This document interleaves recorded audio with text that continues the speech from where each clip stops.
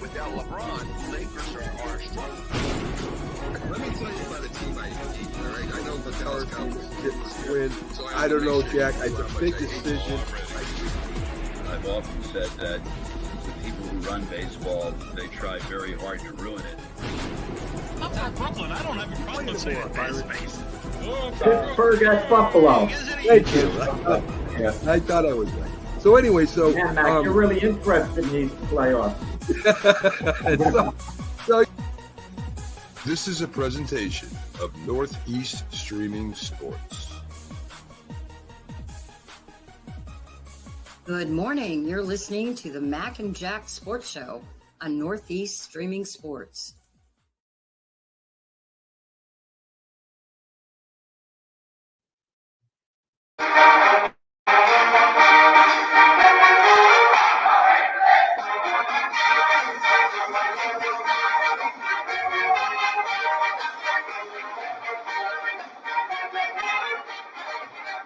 it's Monday, and we're getting ready to go over all the weekend sports and any late breaking news. I'm your host, Mac, with your co-host, Jack Hirsch, on the Mac and Jack Sports Show here live on Northeast Streaming Sports Production, Roku, YouTube, and every other channel that we can get on, every other platform. And, free agency, Jack, we got to start out with that. There's a couple big signings, at least one big one that happened yesterday with Paul George going to Philadelphia 76ers on a 4-year max deal. I think it's $212 million, something like that, to give 76ers a big three and make them stay relevant in the NBA East Conference, with Boston being good, Knicks adding some pieces. 76ers now have a big three. They also added Draymond as a backup center to Embiid. So Drummond. Yeah, are they a legit contender for the East title, Jack? Oh, yeah, they're definitely a legit contender if they stay healthy. I mean, signing Paul George for 4 years and reportedly he has a play option for 5th year is a bit risky because you're really getting him at the tail end of his prime. Okay, and moving forward, how good is he going to be 2-3 years from now? He's still going to be good, but is he going to have that star quality about him? Is he going to be a genuine all-star caliber player before his contract runs out? So long-term, it's not the greatest contract, but what choice did the Sixers have? I mean, in reality, if they stood pat, let's say they didn't do this signing and they didn't do anything to sign lesser guys, would they really be improving their team? And there's also the fact that if you're buying in 100% to Joel Embiid, in other words, you're not rebuilding if you're the Sixers at all. You want to remain a contender. You want Joel Embiid to be a career 76er, go into the Hall of Fame, obviously, as a Sixer, be a Sixer legend. You got to keep him happy. Joel Embiid reportedly has never asked for a trade. He's never shown discontent towards the organization, but you get the feeling that if they continue along the lines of what they've been doing, being a good team, but not quite being able to get over the top, he might want to go elsewhere. He might demand a trade, at some point, and then the Sixers would have to accommodate him with a deal which would probably bring back a whole bunch of draft picks, but all of a sudden the franchise is being reset. You're no longer relevant as far as being a championship contender.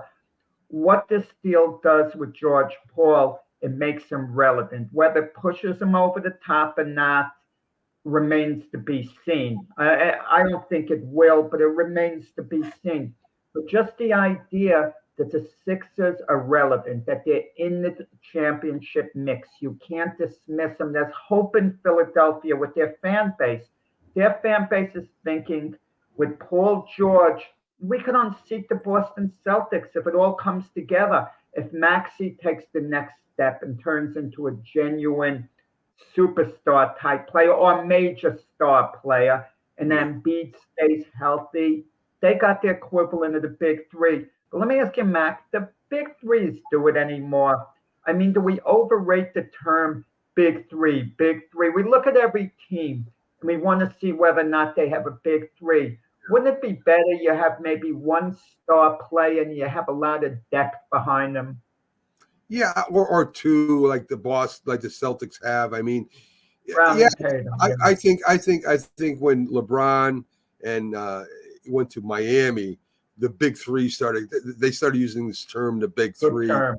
you know, Wade and and Bosh, yeah. yeah, and I think that's where it started, and you know they won what 2 championships I think at Miami, Jack. Yeah, well, LeBron was there 4 years. You're right, Mac. They won 2 championships and they went to the finals all 4 years. Right. So Which was a disappointment, actually, because when LeBron first got there, you thought they were the type of team who would rarely lose a game. They were that good. And they were talking dynasty, sorry. But you know, I still there's a couple questions I have with this for you, Jack. All right. Right now, Boston Celtics, they haven't replaced the Boston Celtics as the best in the East, that's for sure. I don't know. They got a little closer to the Celtics, maybe even a little closer to the Knicks. I think the Knicks have the chemistry.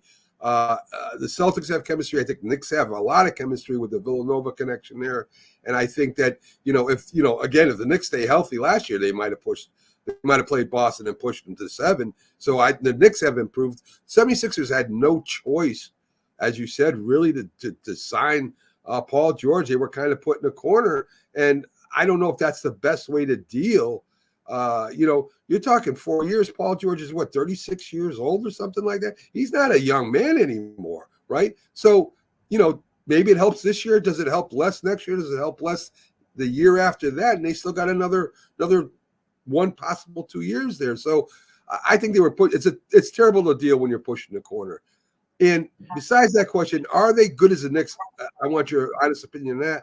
And what is going on with the Milwaukee Bucks? I haven't heard the Milwaukee Bucks do anything I know they got a lot of overpaid players, but they're not even trying to trade and negotiate. I don't hear nothing with the Bucks. Are they just happy with where they're at right now? You make a good point, Mac. The Bucks have slipped under the radar. Maybe they're just banking on Giannis to be healthy throughout the year and Damian Lillard, their big 1-2 punch, and to see what they can do building around them. But they haven't. The Bucks trading Drew Holiday to the Celtics, that hurt. Yes. Drew Holiday was still at Milwaukee. He would have been a difference maker, just as he helped the Boston Celtics. And but sometimes just because you pick up a player, it doesn't mean your team, your franchise is going to take the next step. Look at the case of Paul George. He went to OKC to join Russell Westbrook. At the time, Westbrook was a star, one of the elite NBA players, or at least perceived as such. And OKC, really didn't go anywhere further than they did before he got there.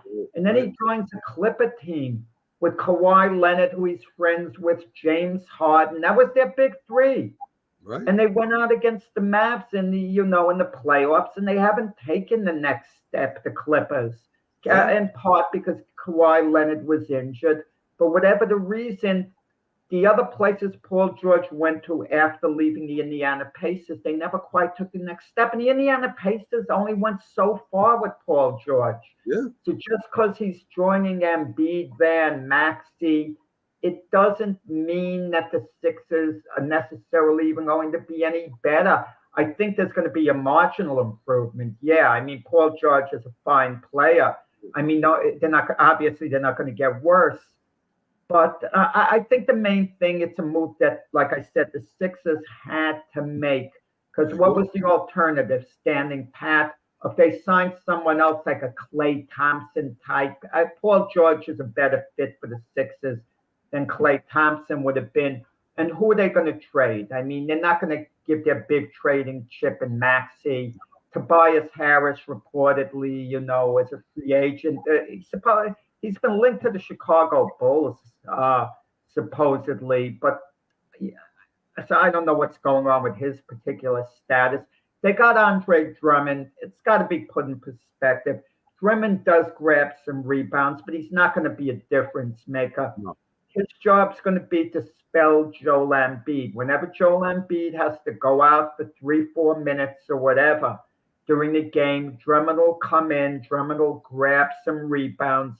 He won't be much of an offensive force at all. And he'll spell Joel Embiid. He's a good backup, good pickup by the Sixers. They got a very good backup center, but that's the key word, Mac, backup. Agree. And 30. Okay. Thank you, Robert Butler. Thanks for joining us. 34. Paul George is, according to him, way overpaid. They're all way overpaid now. When and nobody gets a contract. I mean, come on, they're all overpaid. So Mac.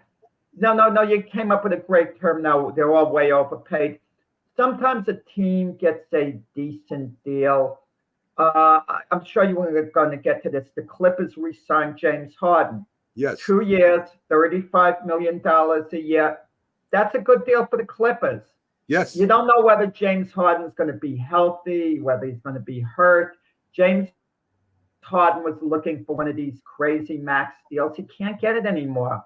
He's at the point of his career where he's still a very good player, but he's not a max type player. So they kind of got him cheap, $35 million. Yeah, I think in part, Mac, James Harden probably loves living in LA, loves it. Yeah. Okay.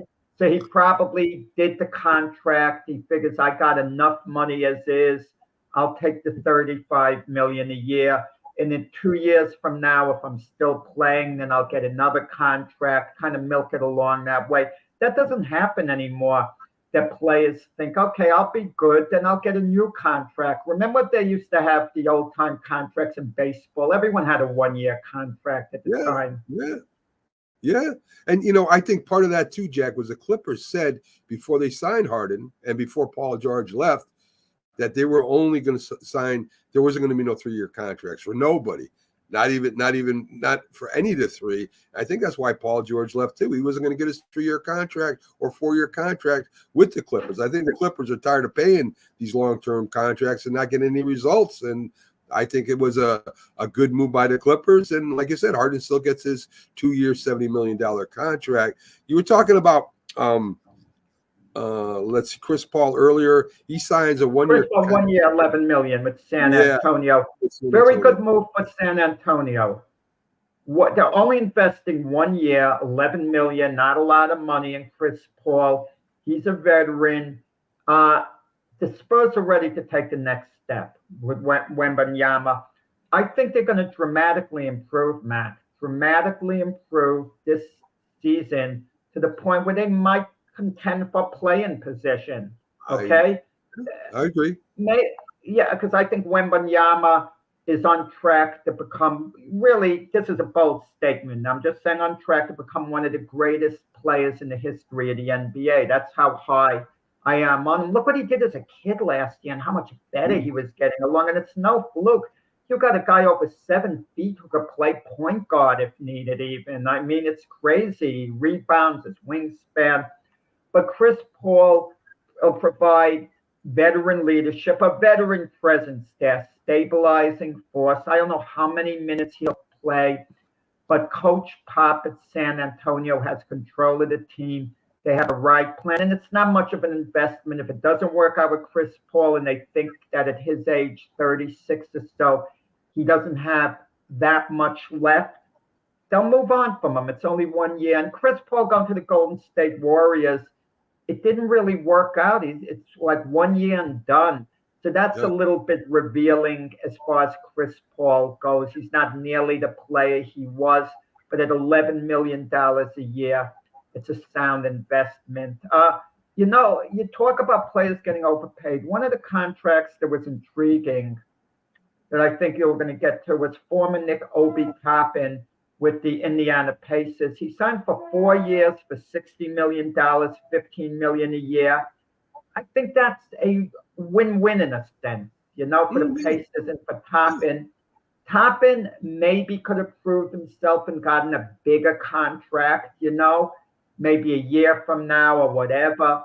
But Toppin is a decent NBA player. He has moments of brilliance, moments of mediocrity. He's not the greatest defender, even though he got a little better in that regard with the Pacers than he was with the Knicks. And those are the type of deals, I guess, that are win-win, that the team is making a commitment to the player, but they're not going overboard where they're getting financially strapped where they can't make other moves. And it gives Toppin a certain security, $60 million. Even if they waive you at the end of the contract, you have life-altering money, obviously. Yeah, I think that was a smart move by both. And I think you're right. I listen. Toppin was very high in the draft. He's a good player. He's not great. He's not a starter, but he's close. And maybe by next year, maybe the year after, Jack, maybe he becomes a starter if he can improve his defense a little bit. Great rebounder, can drive to the hoop.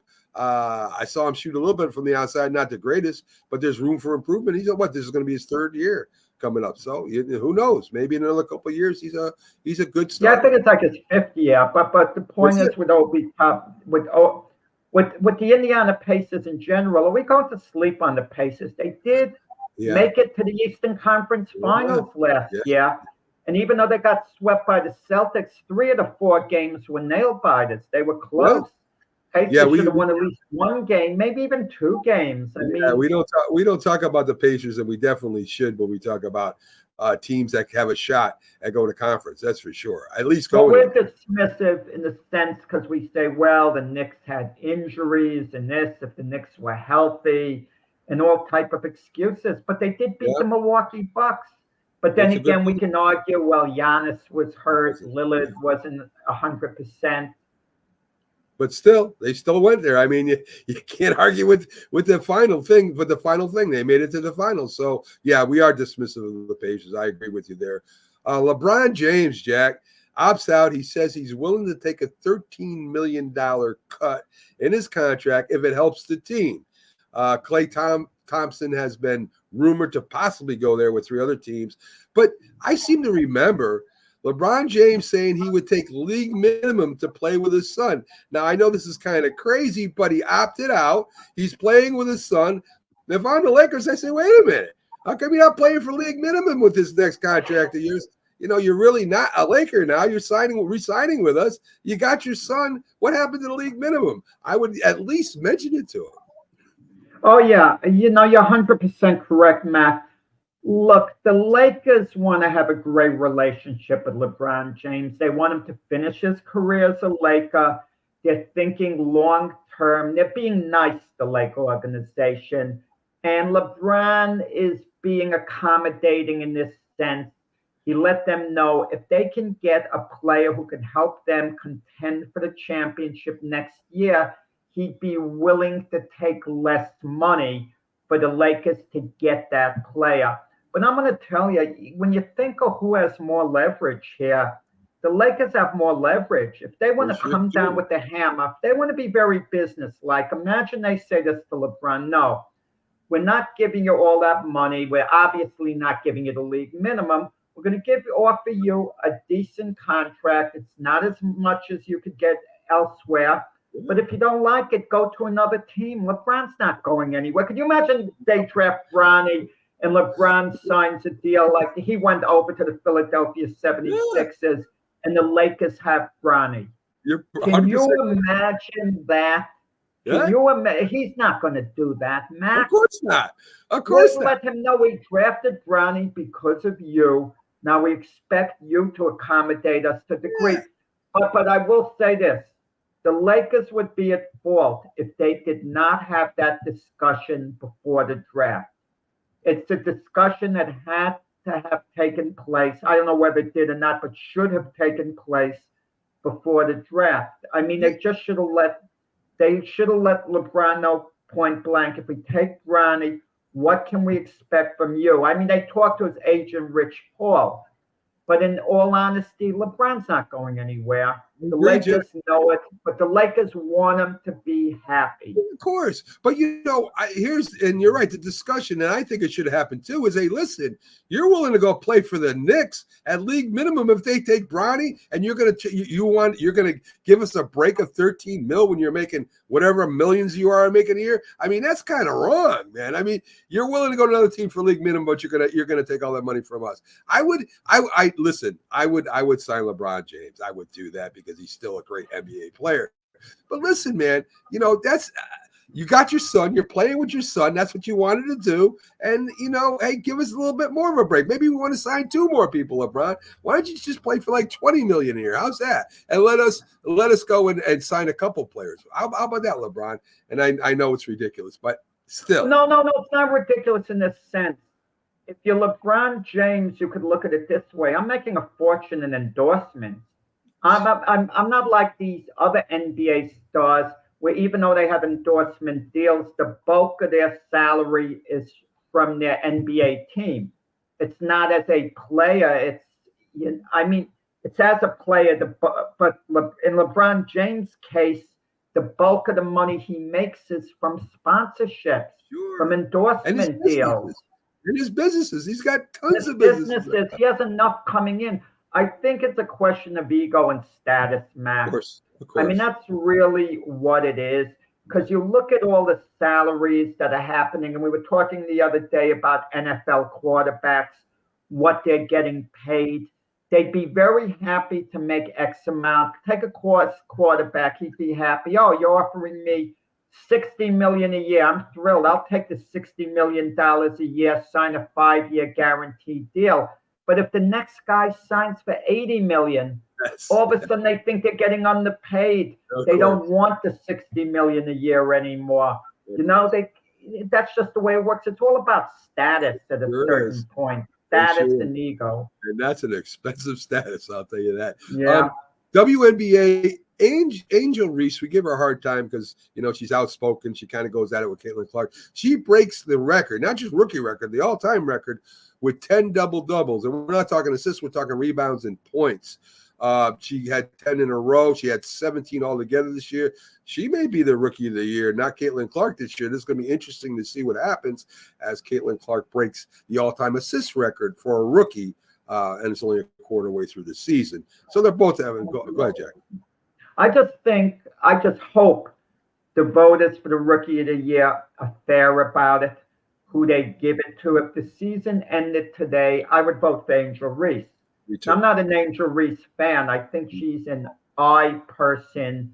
I'm not talking about outside of basketball. I mean, she might be the sweetest, kindest, human being. I don't know, and I'm not judging outside of basketball. But she tries to constantly bring attention onto herself, it seems. And you don't diminish or put down other players, like Caitlin Clark, because you feel it elevates you in a certain sense, because you feel you're getting snubbed by attention someone else is getting. But Angel Reese is having a wonderful, wonderful year. Yep. And if the season ended today, even though Caitlin Clark's having a good year, coming along very nicely, Caitlin Clark, I would vote for Angel Reese if the vote took place today. And I would hope the people who voted for this award didn't let personalities get in the way and vote for Caitlin Clark over Angel Reese for that reason. But the year still has a while to go, Matt. Oh, definitely. Caitlin Clark could continue improving, getting better and better and better. And Angel Reese could stay the same, which is fine, which is excellent.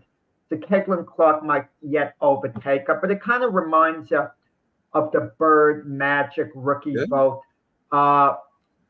Even though Magic's team, the LA Lakers, won the championship that year, I guess the vote took place before the playoffs. Bird got the Rookie of the Year award by a large margin, and I didn't like it.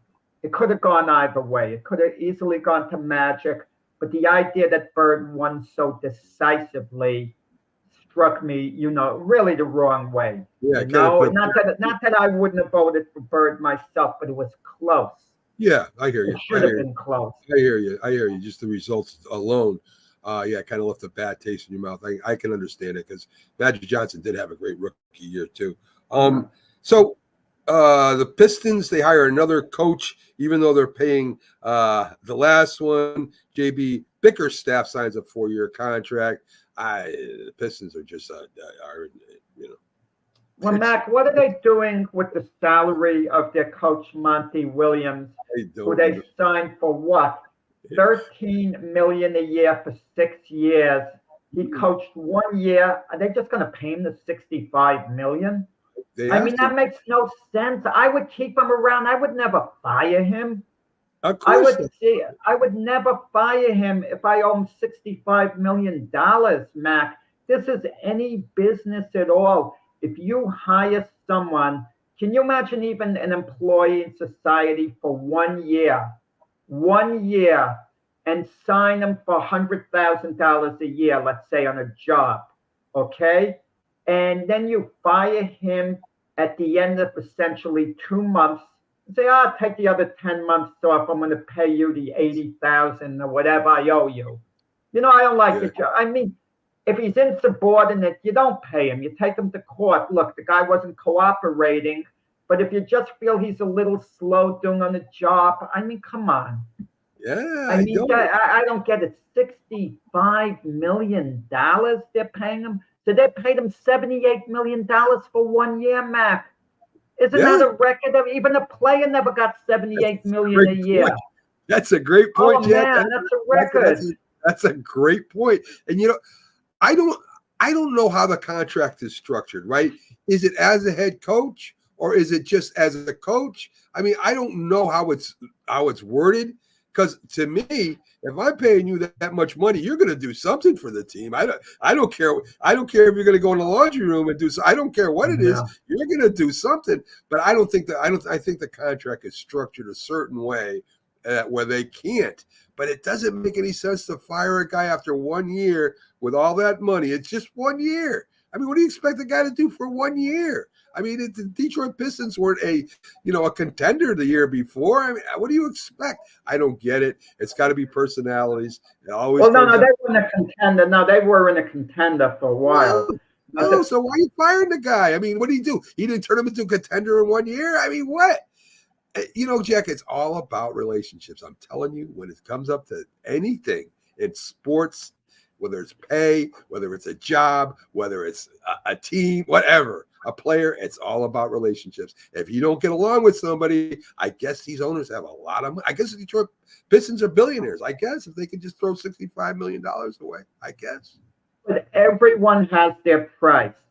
Reportedly, Monty Williams never wanted that job to be head coach of the Pistons, but they offered him a ridiculously large contract, and he looked, at this type of money, I got to be crazy to turn it down. I mean, even Dan Hurley at UConn, he interviewed for the Laker job, $70 million for 6 years, okay?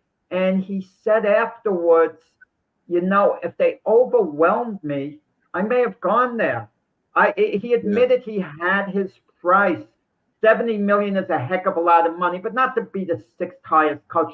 If they offered Dan Hurley a deal where they would have made him the highest paid coach in the history of the NBA, let's say they would have offered him 8 years, $120 million, $15 million a year. Let's up it up to $17 million a year or something along those lines for 8 years.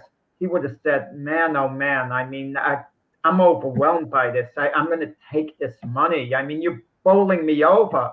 That's what you have to sometimes do for the big hire. But the point is, everyone eventually has their price. Even the greatest players, they're free agents. They want to go to a contender. They want to win. They want to go to an exciting situation.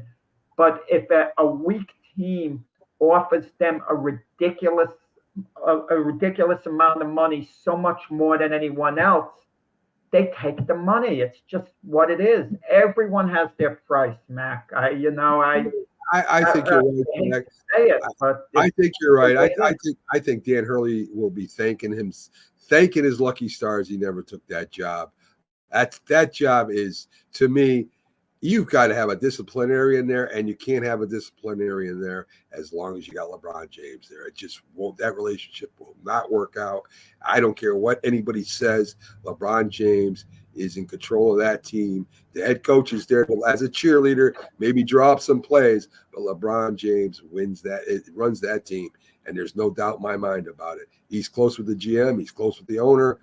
And the GM better be close with him because he may go too. But that LeBron James being there is their answer to it. We have a star in Los Angeles. Whether they win or lose, they got the biggest star in the NBA playing in Los Angeles, and that's what Los Angeles cares about. They're not Well, really. if you're a coach, a manager, and you're one of high profile and you're in demand, you got to take a look at the ownership, how Yeah. stable the franchise is. And the Laker job, like you're saying, Mac, isn't great. You just look at their recent coaches. They move on from coaches. I don't want to say quickly, but they don't stick with them. Frank Vogel won an NBA championship Yeah. with the Lakers. Yeah. 2 years later, he was gone. Yeah, Devin Ham didn't do a bad job. not He's at all. gone. Yeah. You know, and you just, but then again, let's say you're an NFL coach, and let's say Mike Tomlin decides he's stepping down. You look at the Steelers job and say, hey, these guys never change head coaches unless the head coach moves down on his own. You know, Right. and so the Steelers job would look appealing, but I mean, they don't fire guys on a whim, you know, or anything like that. So you have to look at the particular franchise, their history. I know all franchises, for the most part, make coaching changes on a semi-regular basis at least, but you have to see what the reason is, you know, behind it. And you're right about Dan Hurley. You go to the Lakers, in the beginning, it's such a glamour job. I got LeBron James. I got Anthony Davis. I'm living in L.A. Yeah. It's and no offense to your Connecticut where you live, Mac, but LA is more of a glamour place to live Right. than, you know, than in Connecticut. And you're living in LA, and you know, and you're getting all this media. You have a Showtime atmosphere there. But if you're not winning there, I mean, it brings misery. At Connecticut, Dan Hurley is treated like a king, even if they get eliminated in the first game of the NCAA playoffs this year and they don't win a championship for years. He's going to be revered for what he's done at Connecticut. Of course, of course. The only reason why Jim Calhoun isn't here anymore is because he stepped down. The only reason why, you know, and the women's job is just the same here, Jack. Connecticut, they call it the Mecca of basketball. They call it the head of basketball because of the players and the coaches. Listen, I think Dan Hurley's going to thank his lucky stars after he sees what happens to Reddick over there. Let's get into the MLB standings real quick. New York and Baltimore, they're in a virtual tie for first. Boston's in second at 44 and 39. Tampa Bay's at 500. In the Central, still 3 teams alive. Cleveland with 52 wins, setting. I mean, they have a real good team this year, Jack. Minnesota, Kansas City are still over 500. Houston pulls up to 500. The Astros are at 500, Jack. Watch out. Here they come. I mean, how bad were they in the beginning of the year? They got swept by the Yankees in 4 games to start the season, and they were terrible. You thought this is the year that Houston takes the backward step finally. I picked them to go to the World Series, but the way they started, said, what a lousy prediction. Well, you know how what a lousy prediction. But look at the way they come on. And I mean, the year has a lot left. Who knows where they're eventually going to wind up. Of course. Certain teams aren't doing that well. We thought they'd do better, like the defending champion, you know, Texas Rangers. But I think a number of teams that are kind of lagging are going to kind of turn it around to an extent. Sure. I did just make the playoffs. That's all it is in the MLB now. In the Central, you had, of course, wait a minute. West Seattle's in first, though. Houston's 500. NL East, Philadelphia, 8-game lead over, the Braves. They're at 46 and 36. Central, Milwaukee's at 50 and 34. St. Louis has gone over 500 by a few games. The Dodgers still have a big lead on the Padres in the West.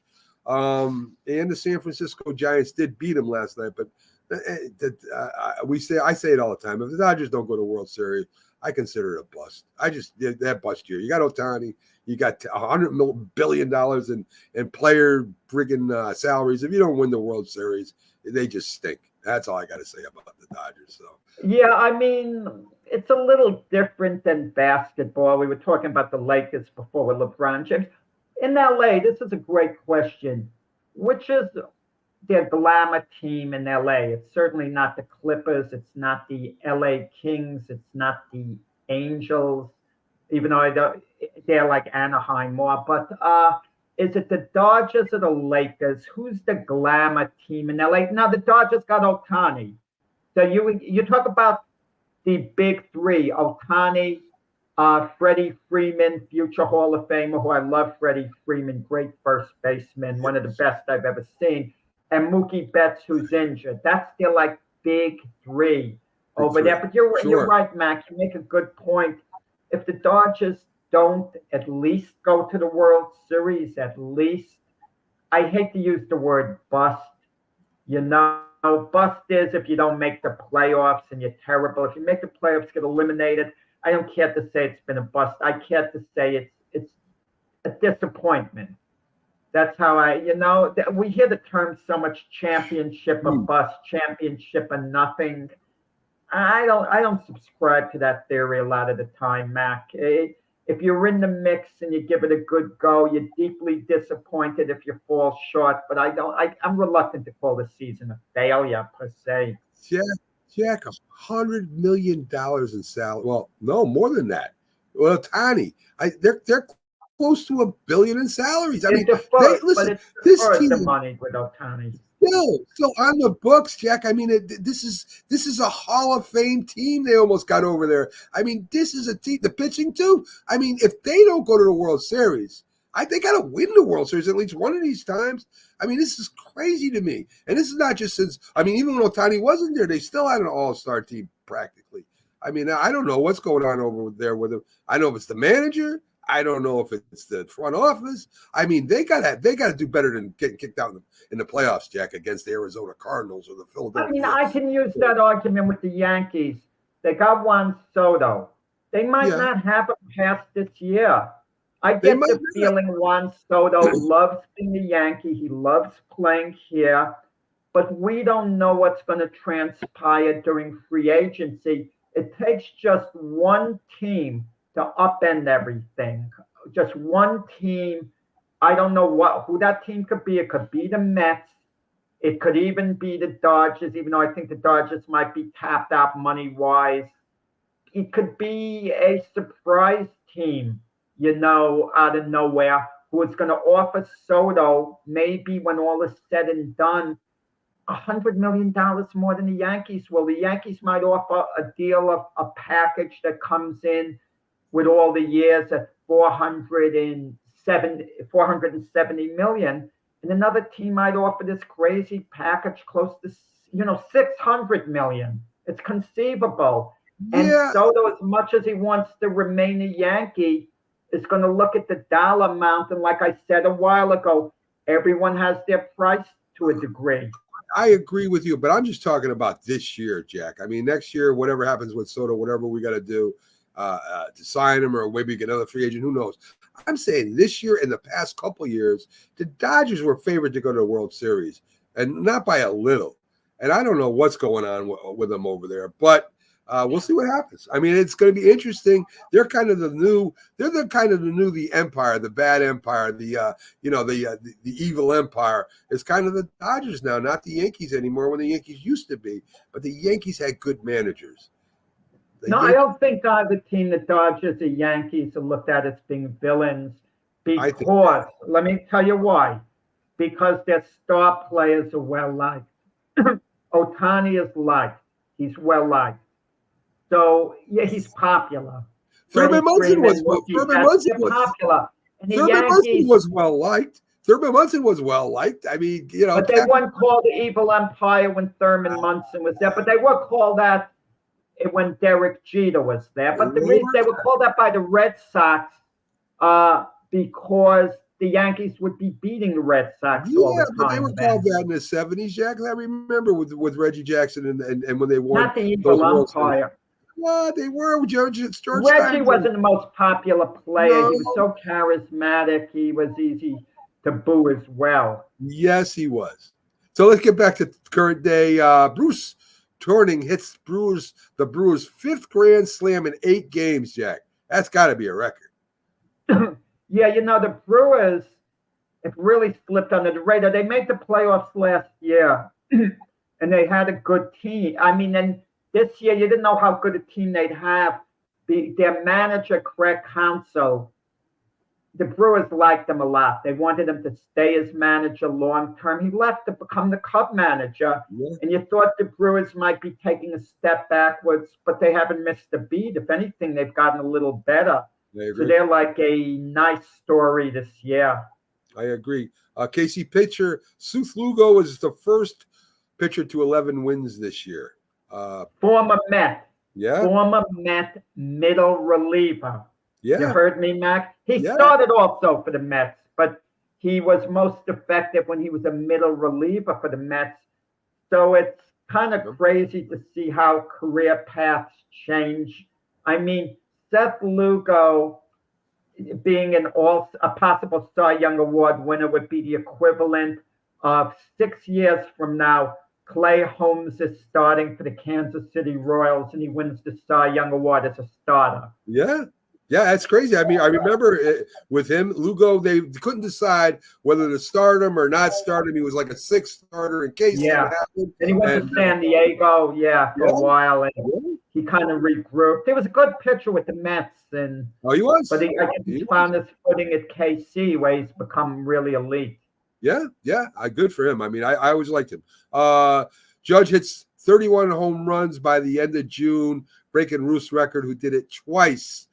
He's on pace to hit 59 home runs. Of course, it could go down, it could go up. Who knows by the end of the season? But Judge again having a tremendous year. I can argue. How about if I tell you, Aaron Judge is the best player in baseball, point blank. Now, people might say, "Well, Ohtani pitches and hits." If Ohtani was pitching and hitting all season long, you can mention Ohtani, but since Ohtani's not pitching, Judge is the best player in baseball. He doesn't just DH, he primarily plays the field.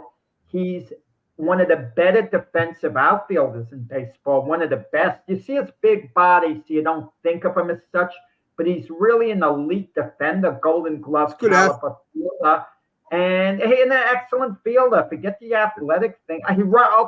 Let's talk about the athleticism. He runs the bases really well.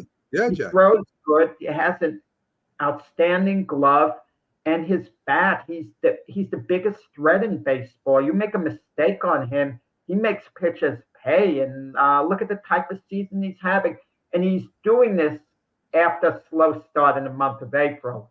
I agree. Imagine he did this from the get-go. Didn't have that slow month of April that had people like you questioning the contract, Mac. I always like to tease you about that. I know you do. I mean, I mentioned athlete because you don't think of a 6'8" guy in baseball as an athlete. In basketball, you do, but normally those 6'8" guys are big, lumbering, Dave Kingman types. They're not smooth. And Judge for a big man is very smooth, as you mentioned, even around the bases. I mean, he's sliding in the third, and he's not scared. I mean, I like a guy that really plays baseball, no matter how great or bad he is. You know what I mean? And major league talk, right? Even if he's not a great Major League Baseball player, hustle overcomes a lot of things. And man, Judge is not too good to hustle, and that's why I'm really enjoying watching him this year more than any year, to be honest with you, John. Even more than last year. Yeah, you've got to give it back to me, Mac, for all the mistakes I make. You never do it. You're right. So anyway, Garrett Cole gets his first win. Pretty impressive performance. As long as he doesn't pitch against the Mets, I think he has like a 9-point-something ERA against the Mets. For some reason, he can't pitch against the Mets. As long as he doesn't pitch against the Mets, Cole will do fine. I hope that Heel has a good game because he's had 2 bad games too. Last one, he's pitching after Cole in the rotation. If he can get it back together again, it's a nice 1-2 punch. And maybe more importantly, LeMahieu drives in 2 runs, Jack. We got to get somebody else hitting besides, Soto and Judge, and once in a while somebody else does it. We need to get a consistent hitter up there, and hopefully DJ can do that. I'm hoping. Well, I wouldn't call Cole and Hill like a 1-2 punch. I'm hoping. Cole is still finding his footing, coming back off the injury. He's still building up. He threw well yesterday. And I think the Yankees starting pitching staff will be fine. I have some concerns about the bullpen. DJ LeMahieu, maybe he'll start hitting again. That's I mean, the all. only thing that gives me some reason for optimism, he won batting titles in the NL with the Colorado Rockies and with the Yankees in the AL. But after he won his batting title in the NL, he had a little bit of a down year and then came back. But at his age, wow, I mean, I thought it was a good contract for the Yankees, $90 million for 6 years, because coming off a season where he hit 364, and they even nicknamed him La Machine. He was so great with the bat, and you thought he would get more money, a bigger offer from another team, and no one gave him that offer. And even though 6 years from age 32 to 38 was a long time, the sum total of $90 million I thought was reasonable. But, he's not even living up to the $15 million a year now. I mean, he's kind of lost it. But in all fairness, last year he was a good utility man. You could move him around first base, second base, third base. So he did help the team. It's not like he's a complete bust. But this year he's just not hitting, and the velocity off the bat hasn't been, too high either. Well, like I say, Jack, we need a few guys that can, bat around 300 and get on base a little bit more for me to feel real comfortable with the Yankees making this World Series run. And I'm not really happy with the way Cortez is pitching right now either. He seems to have lost a little bit of something. He's been giving up a lot of home runs. Hopefully he can get his I don't know if he has a sinker or a splitter or whatever. That kind of set him up a year or two ago as one of the better pitchers in the league, and that seems not to be working this year for him. So, the starting pitching, they still have a question too. You got Cole at his best. He's one of the best in the league. Heel, if he can get it back together again, maybe hits a bump, and a couple of the other big names. Rondo. Yeah.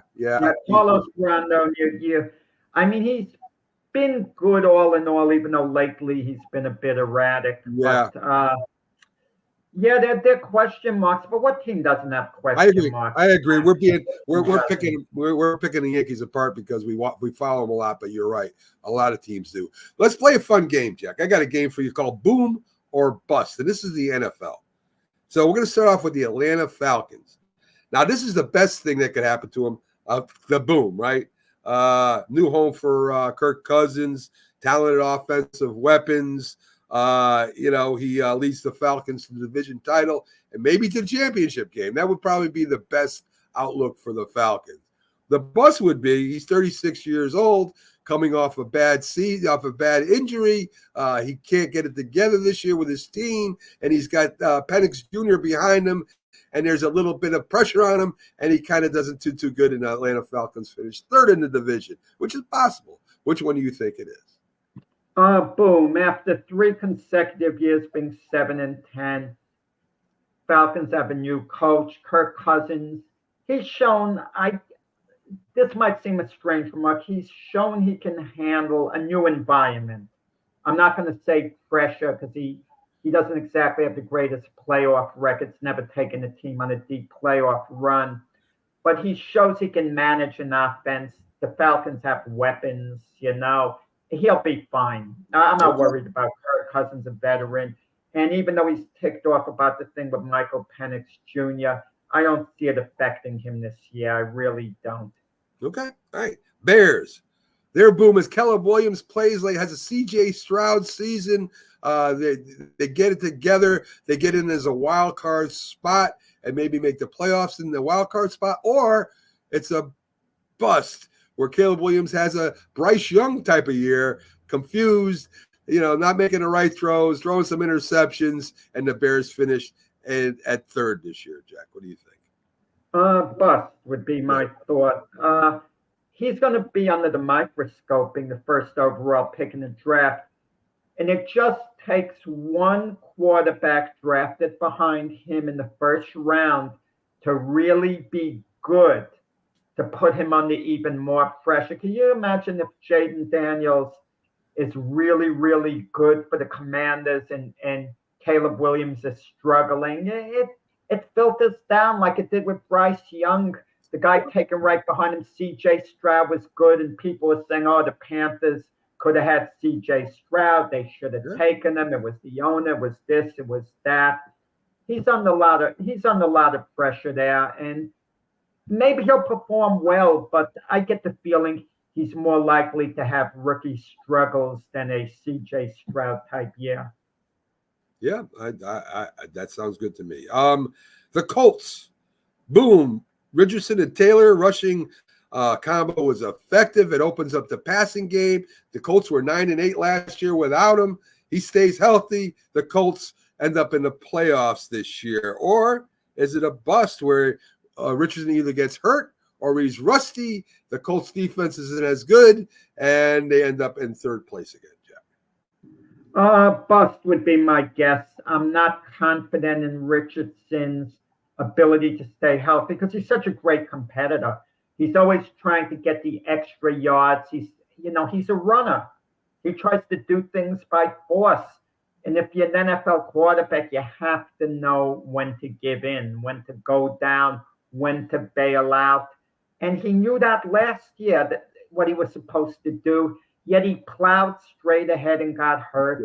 And Jonathan Taylor, too, has been a bit injury prone. Look, They got great potential. Jonathan Taylor's already a proven NFL running back. And Anthony Richardson has potential, but, I got to see him prove it, and I have some question marks.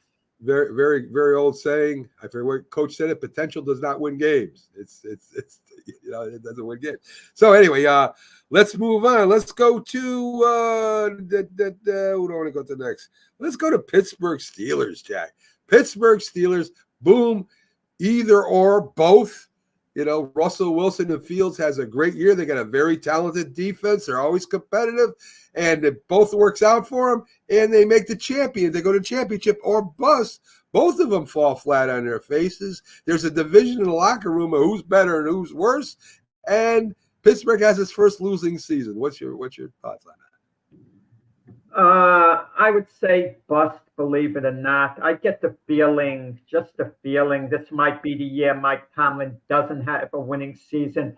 The winning streak of something like 17, 18 seasons in a row. I forgot which one of having a winning record gets snapped. I don't mean they're going to fall apart. I could see an 8-9 type season. Look, they were 9-8 last year. It's only one game worse. Russell Wilson, I don't see being the answer. Maybe he'll play well. I wouldn't be shocked if he played well, but I wouldn't be surprised if he's very average too. And Justin Fields, I don't think is good enough to be the answer. Oh, a competition like the Bears wouldn't have moved on from Justin Fields if he was a franchise quarterback. He's there for 3 years. They moved on from him. Keep that in mind. Yeah, it's a point, Jack. I mean, I don't agree with your point, but it is a point. You can debate that, and you wouldn't be wrong. I would say that maybe they thought it would be better getting rid of him and getting the first round draft and resetting. But anyway, you have a point. They did do that, and they gave him to Pittsburgh. And 2 quarterbacks is always no quarterbacks, Jack. That's an old saying, too. I don't know. I think Pittsburgh has a great year. I think they'll be competing to the NFC. This is what I disagree with you. I think they'll be competing for the NFC Championship, either with – hopefully they stay with Wilson with experience and they bring Fields along like he should be. Maybe they put him in once in a while in a Wildcat or whatever. But I definitely would stick with Russell Wilson. If he has an average year, Jack, the Steelers could compete for the championship. That defense is that good.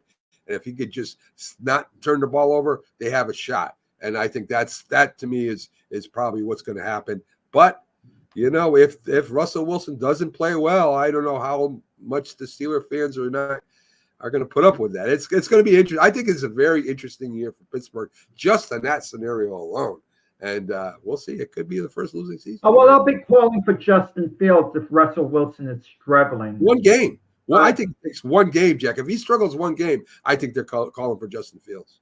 And then Justin Fields arrives, and they'll see, he's not, he's probably not the answer. It doesn't mean that Justin Fields can't be a decent NFL quarterback someday, but you get the feeling he's not close to that now. He's a great running quarterback, And maybe in the right situation, he'll be excellent. Maybe down the road, he's really, really going to be good. You know, a lot of these quarterbacks, they just have to find their footing. You know, you put them in certain situations and they're not that good. And then you get them in the right situation and they start to thrive. I mean, look at Geno Smith. He floundered around for years and then he gets to Seattle, and for some reason that was the right situation. He had one great year for them, and he's still their starting quarterback technically. Yeah, I mean, Seattle has a great group of wide receivers, and of course under one of the best coaches.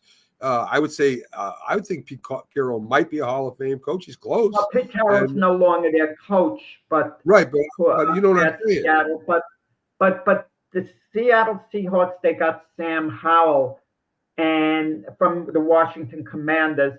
And if Geno Smith struggles, some people are going to be calling for Sam Howell to have a change, forgetting that Sam Howell, the reason they got him from the Commanders, because he didn't get the job done for the Commanders. That's unfair. That's unfair. That's an unfair statement. Washington Commanders stunk. I mean, he was one of the leaders in yards passing, Jack. And Mac, if you believe in your guy, you stick with him. Case in point, your New York Giants. They could have drafted a quarterback this year. They could have gotten J.J. McCarthy or Bo Nix. They could have. Or Michael Penix Jr. Penix Jr. They were all there for the Giants to get. I agree. And they reportedly believed in Daniel Jones, even though there was a rumor going around that they wanted Drake May. I don't know how strong that rumor was. I don't either. I think the Giants made a huge mistake. And I listen, Jaden Daniels or the backup quarterback, give me Holly.